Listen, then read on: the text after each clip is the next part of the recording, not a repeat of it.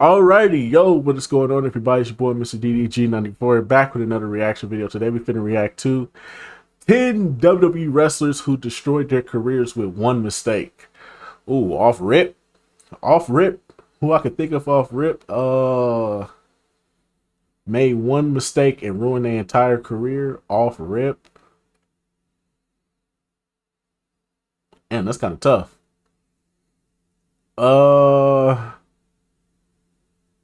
I can't really think of nobody that made one mistake and got booted. Said Lars Sullivan. I don't know who the fuck that is. I can't think of nobody. Oh,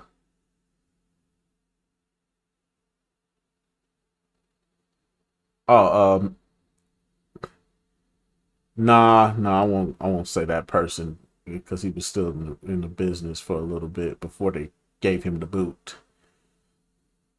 Yeah, I can't think of nobody off the top, but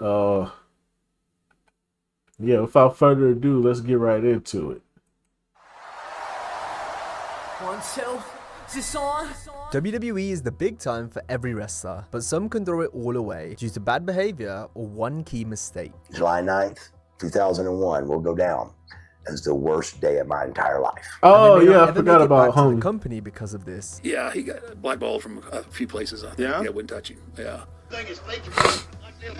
Goddamn. Unfortunate because he was taking up for his business. This can be just or unfair, depending on what they did. Don would sit by the monitors and just destroy Riley and just talk about how much of a piece of shit that he was, how horrible that he was every single day. We'll look at various examples today as we highlight mistakes that ruined 10 WWE wrestlers' careers. When we talk about wrestlers making mistakes that cost them their careers, it's easy to forget how those moments might have weighed on them personally. Losing something as big as your job, or even just struggling with the pressure to succeed, can take a real toll. If you've ever felt stuck or overwhelmed, you're not alone. In 2011, Alex Riley's stock appeared to be high in WWE. That was until he fell down the card after a strong initial push. Look at me like that. Get him!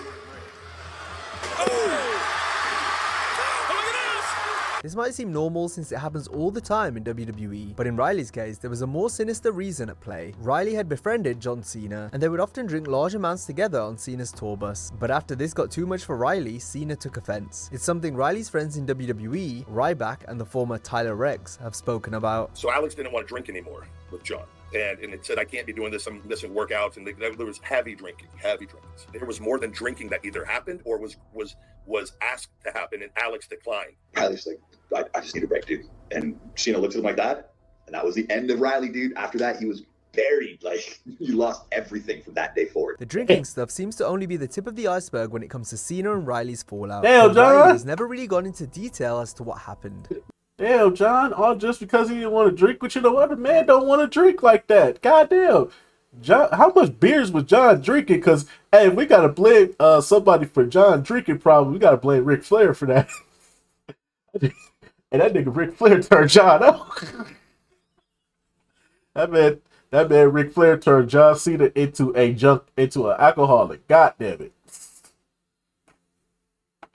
Hell, John, you can't be doing this to these people, man. Some people ain't built like you, dog. People ain't built like you, dog. Come on, man. We both had different belief systems. That's the best way I can articulate it. You know, I think it came down to really at the end, like two men just not liking each other. It had an impact on my career because he is who he is. I'm not in the habit of destroying anybody's career. So it's just something at this point I don't want to address further than that. John would sit by the monitors and just destroy Riley and just talk about how much of a piece of shit that he was, how horrible that he was every single day. I have suspicions that he's locked up on an NDA with everything. Clearly, he's telling you the information that he has will destroy John Cena's career. One thing for sure is that whatever occurred negatively affected Riley's career in a big way. He wasn't given a featured role again in WWE. Meanwhile, Cena has gone on to achieve bigger success outside wrestling. So any bad press or potentially career-damaging scandal would now be much worse for John. Do I look like a jacked up white guy with a giant head and a military crew cut? If I did, I wouldn't have a career here. Ask Alex Riley about that. Oh, damn. Let's next talk about New Jack. I know what you're thinking. He's made tons of mistakes, but there's one specific reason he was given as to... Bruh, come on, bruh. It's New Jack, bruh. Come on, dog. This man is a menace to society, bruh. This man is a menace to society, bro. Somebody need to lock this man up. Police! Police! Help! Police! Help! Police! Help! Help! Police! Help! This man was stabbing people, trying to run people over with cars. Man, almost shot somebody. Hell no. Get New Jack up out of here, bro. This is obvious. To why WWE turned him down, and it pales in comparison to all the literal crimes he's committed on wrestling shows. It never seemed possible that WWE would take a chance on New Jack given his past history, but the original gangster was given a tryout in 2005. Just weeks prior to this, he was rumored as the possible culprit to have attacked John Cena in a nightclub during Cena's storyline with Carlito. And they wanted to use me with Cena. There were definitely talks to New Jack. I don't think anybody wanted to touch him because of his reputation and unpredictability. Nevertheless, New Jack went in for his tryout in 05, but was given clear instruction by road agent Dean Malenko not to approach or talk to Vince McMahon. Jack found this odd since he felt that he was a big enough name in wrestling to introduce himself directly to the boss, so he did just that. As I became a man, I'm still rebellious. So if you told me to do something, I do something totally opposite. Now I don't know if he was telling me not to do it to fuck with me, or if that's just the rule of the locker room. But he walked by and I'm like, hey, how you doing, New Jack? I just don't believe in the unnecessary bullshit that comes along with this fucking business. You know, oh, yes, sir. Thank you, sir. I'm glad, sir. I'm glad you let me come here, sir. That was why I never went. Because Vince, he didn't say it directly to me, but I was told from somebody very reliable. He said he would never hire me because he's been told that he can't control me. It wasn't long after this that Jack's name was scrubbed off the lineup sheet for dark matches, meaning he wouldn't be getting his tryout, all because he greeted McMahon. We never ended up getting to see New Jack in WWE, which is fair enough if you cite his past crimes and behavior as being the reason, but not for something so trivial as introducing himself to the chairman, especially since this occurred during the period where wrestlers were expected to shake every single company employee's hand every time they arrived at an arena. Buff Bagwell's Buff Daddy persona seemed like it. I think they was trying to see if he could fall in line by just following one simple rule. One simple rule. Don't say nothing to Vince. I think they was just trying to test him. Can he follow the rules? And he clearly didn't follow the rules, so yeah. I don't blame him though. That nigga New Jack was a problem, bro. That nigga New Jack would have hurt somebody in WWE. Fuck out of here. It would be a great fit for the World Wrestling Federation, so when the company brought him in following World Championship Wrestling's closure, there seemed to be high hopes for the WCW stalwart, especially since WWF gave Buff his debut in the main event of Monday Night Raw versus Booker T on July 2nd, 2001. However, the bout was so poorly received that WCW having its own show was scrapped, and in one night, Bagwell shot down the pecking order. The fact is, the crowd can't help it. I know that night I was ready to perform at the highest level. And that night, I did not perform at my highest level. And I can say this, it wasn't my fault. And he wasn't in good shape, not in good ring shape. He blew up early and the match wasn't really good. But people believed what they heard, which was I got fired because of a bad match. If that was the case, there'd be somebody fired every week. But the match with Book wasn't the main reason, since Buff's goose may have already been cooked in WWF during the week leading up to this. The main event with Booker was set up to fail, since the Tacoma, Washington audience likely hadn't a clue who either man was. It was a market WCW barely ever ran, so they didn't react positively to anything the wrestlers did. Plus, Federation fans had been conditioned by the company into thinking Ted Turner's promotion was second rate. Days before the match with Booker, Bagwell got into a bust-up with Shane Helms after Buff hit first during a training session for the WCW guys that were coming in. I didn't know it, but he had an ice bottle under his shirt, a frozen brick, and goes, wow. That was kind of the end of Bagwell from an attitude feeling, thinking that, good God, he's fighting with his own people. Is this somebody we really want to invest in? Then during a dark segment on the next week's SmackDown, Buff got absolutely annihilated by the WWF wrestlers. God damn. In just 2 weeks, Bagwell had already got himself a lot of heat. But with it being dark and him, as hard as he did, I was like, you gotta be kidding me, man, you know? I said, at least let the cameras be on, you know. While all this didn't help Buff's cause, the real kicker that might have screwed it for him in WWF was rubbing Jim Ross the wrong way. JR was in charge of signing wrestlers as the head of talent relations at the time. Ross also booked the house shows. Bagwell says Jim gave him the weekend off after the Booker T match. However, JR said that Buff's mother Judy called up to say her son couldn't work the live events due to injury, something Bagwell vehemently denies. That was right after he started here, right? Yeah, right after. He'd been here for 2 or 3 weeks. I said, why's that? He said, well, his mother called his and mother said he called couldn't come for to him. Yeah, I saw him Monday. I said, your mother would never call me again. Or Jim, you're a fucking liar. You went out, you started this fucking rumor that ruined my career. Let's say that my mom did do it and she's lying to me. Do you fire Buff Bagwell over that? Oh, fans, I don't know what to think about this. He's showing his mind.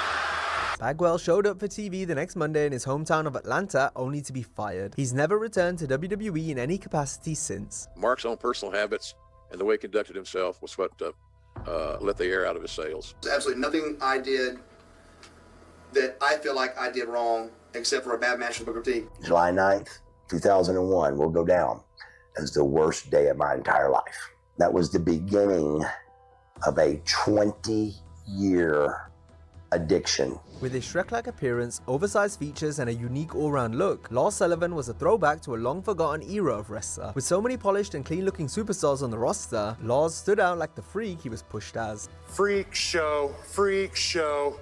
Everyone look at the freak show.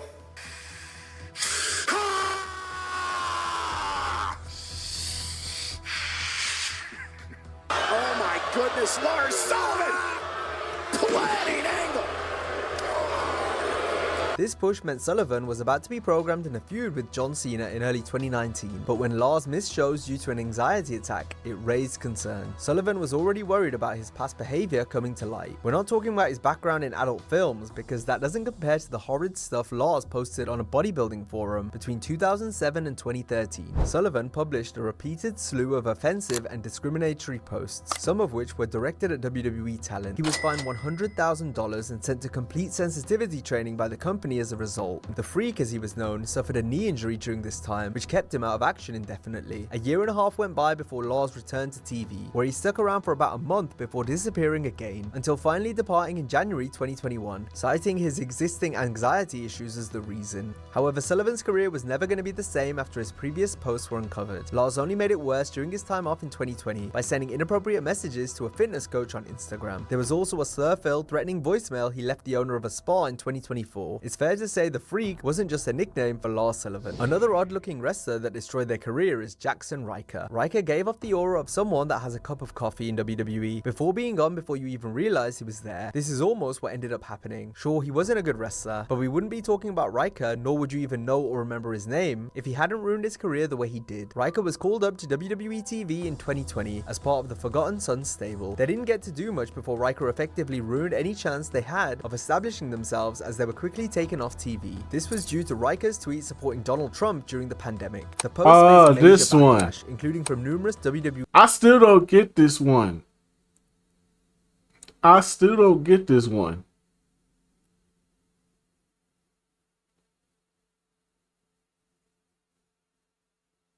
I still don't get this one.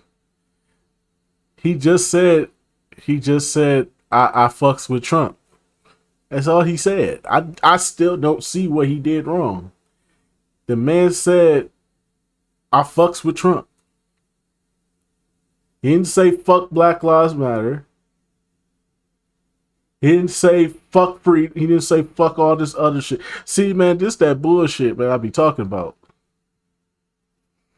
That's crazy. I'm saying, though, Ed Trump is in the Hall of Fame. So what's the big deal? What is wrong with him saying shout out to Trump? I don't understand that. He fuck with Trump. That's his own personal preference. He should not be fucking fired for that. That is stupid. Cause somebody like Trump. Okay, so what? You like apples, somebody else like oranges. You can't get you. This is the shit I be talking about, bro. We live in a society where you can't like nothing no more. You can't like what you like unless you gotta be just like everybody else. No, if we say this is what you gotta like, then that's what you gotta like. I say fuck it. I say fuck it. Do what you supposed to do, man. If you like what you like, then you like what you like, man. I don't see no problem with it. He just said he fucked with Trump. That's all he said. He ain't say. That's all he said, man. He fucked with Trump. I don't see nothing wrong with that. As a black man, I don't see nothing wrong with that. This is stupid. Talent. Meanwhile, previous posts Ryker made in 2019 condemning the Black Lives Matter group also came to the forefront. Ryker. Wait. Go back. I didn't notice that one. Previous post, Riker made.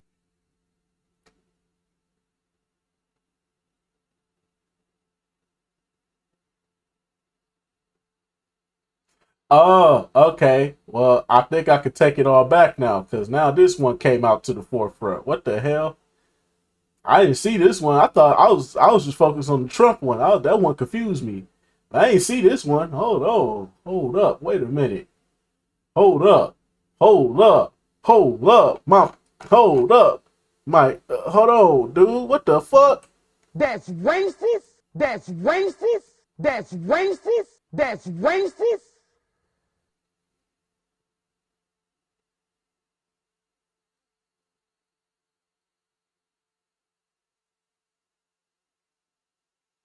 Okay, I didn't see this one. Okay, alrighty. Boo this man. I just remembered he fucked with Trump. He just said he fucked with Trump. I didn't have no problem with that. I didn't see no problem with that. But this one right here, okay, this one take the cake. Alrighty. I see the problem now. Okay. In 2019 condemning the Black Lives Matter group also came to the forefront. Riker was shockingly brought back to television in December 2020, where he formed a forgettable partnership with Elias, which was a low point for Elias's career, it must be said. I said WWE stands for. Fans weren't happy with this, and they weren't prepared to give Riker another chance due to his past comments. Riker was finally released in November 2021 before fading back into obscurity. Next, we'll highlight someone who was doing well in WWE, thanks to his talents that helped him stand out and differentiate himself from the typical ring announcer. He was the man that started the crowd's one fall trend. Following contest scheduled for one fall. The following contest scheduled for one fall. Following contest scheduled for one fall. Following contest scheduled for one fall. However, after putting his foot in his mouth during an online tirade, Greg Hamilton was promptly fired. In 2021, Greg's voice was sampled on a track from popular rapper West Side Gun.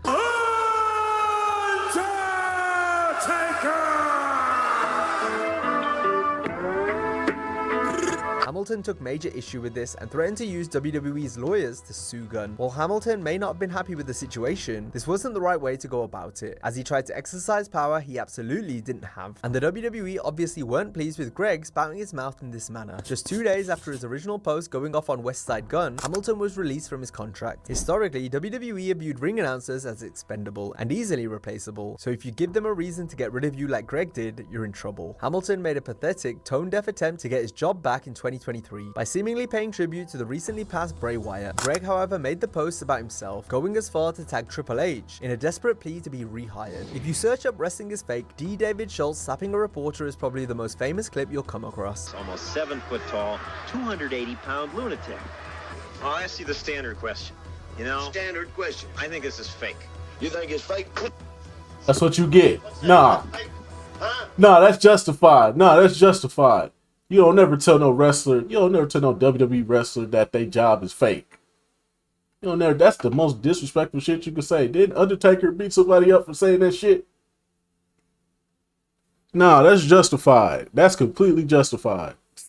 Undertaker beat somebody up for saying that shit to his face. I don't think it was on camera, but it's out there. That nah. Say it. Wrestling is fake to a wrestler is totally out of pocket. Can't do that shit. What the hell's wrong with you? That's open hand slap, huh? You think it's fake? You come. Yeah, that's what you get.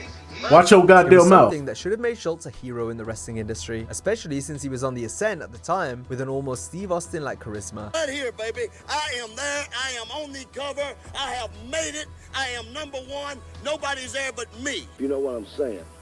Do you understand what I'm saying? Dummy, can you talk?